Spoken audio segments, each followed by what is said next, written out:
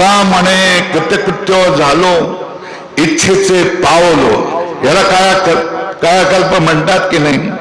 मी कृतकृत्य झालेलो आहे. कृतकृत्य म्हणजे करायचं ते सगळं झालेलं आहे आणि आता या ठिकाणी मला काय प्राप्त करायची गोष्ट राहिलेली नाही.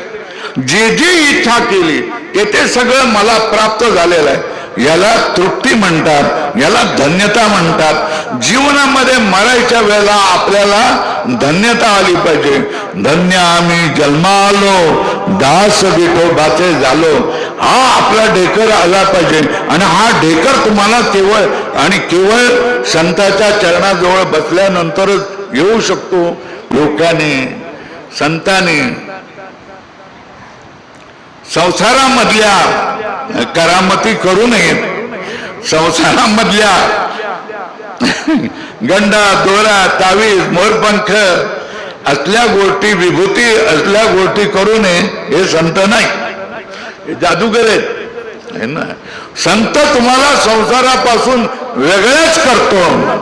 संत तुम्हाला काढून बाहेरी ठेविलो निराळा, कौतुक डोळा जावी आले, अशा तऱ्हेने तुमच्या मनामध्ये वृत्ती निर्माण करतो.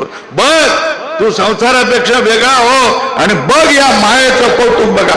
माये नाचवते, माई रडवते, माई मारते, माई जगवते. तुम्हाला काय विठ्ठलाची कृपा झाल्यानंतर हे तुम्हाला कळून येऊ शकते.